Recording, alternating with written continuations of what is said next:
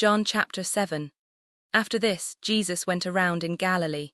He did not want to go about in Judea because the Jewish leaders there were looking for a way to kill him. But when the Jewish Festival of Tabernacles was near, Jesus' brothers said to him, "Leave Galilee and go to Judea, so that your disciples there may see the works you do. No one who wants to become a public figure acts in secret. Since you are doing these things, show yourself to the world." For even his own brothers did not believe in him. Therefore Jesus told them, "My time is not yet here, for you any time will do. The world cannot hate you, but it hates me because I testify that its works are evil. You go to the festival. I am not going up to this festival because my time has not yet fully come." After he had said this, he stayed in Galilee. However, after his brothers had left for the festival, he went also, not publicly but in secret. Now at the festival the Jewish leaders were watching for Jesus and asking, "Where is he?" Among the crowds there was widespread whispering about him. Some said, "He is a good man." Others replied, "No, he deceives the people." But no one would say anything publicly about him for fear of the leaders. Not until halfway through the festival did Jesus go up to the temple courts and begin to teach. The Jews there were amazed and asked, "How did this man get such learning without having been taught?" Jesus answered, "My teaching is not my own. It comes from the one who sent me. Anyone who chooses to do the will of God will find out whether my teaching comes from God or whether I speak on my own.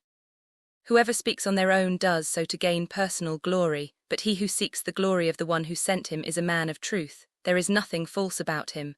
Has not Moses given you the law, yet not one of you keeps the law? Why are you trying to kill me?" "You are demon-possessed," the crowd answered. "Who is trying to kill you?" Jesus said to them, "I did one miracle and you are all amazed. Yet because Moses gave you circumcision, though actually it did not come from Moses but from the patriarchs, you circumcise a boy on the Sabbath. Now if a boy can be circumcised on the Sabbath so that the law of Moses may not be broken, why are you angry with me for healing a man's whole body on the Sabbath? Stop judging by mere appearances, but instead judge correctly." At that point some of the people of Jerusalem began to ask, "Isn't this the man they are trying to kill? Here he is speaking publicly and they are not saying a word to him. Have the authorities really concluded that he is the Messiah? But we know where this man is from. When the Messiah comes, no one will know where he is from." Then Jesus, still teaching in the temple courts, cried out, "Yes, you know me and you know where I am from. I am not here on my own authority, but he who sent me is true. You do not know him, but I know him because I am from him and he sent me." At this they tried to seize him, but no one laid a hand on him because his hour had not yet come. Still many in the crowd believed in him. They said, "When the Messiah comes, will he perform more signs than this man?" The Pharisees heard the crowd whispering such things about him. Then the chief priests and the Pharisees sent temple guards to arrest him. Jesus said, "I am with you for only a short time, and then I am going to the one who sent me. You will look for me, but you will not find me, and where I am you cannot come."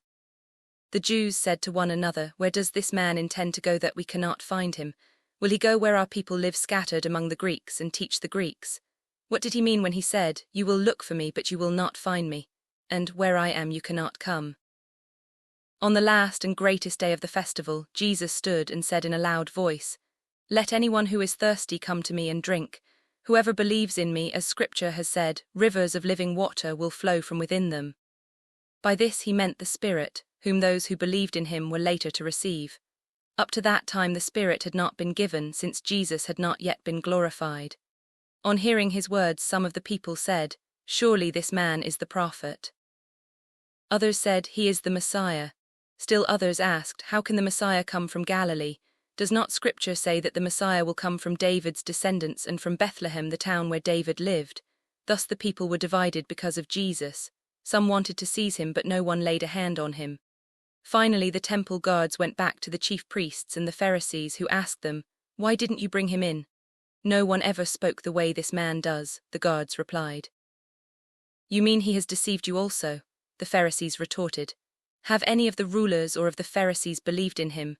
No, but this mob that knows nothing of the law, there is a curse on them." Nicodemus, who had gone to Jesus earlier and who was one of their own number, asked, "Does our law condemn a man without first hearing him to find out what he has been doing?" They replied, "Are you from Galilee too?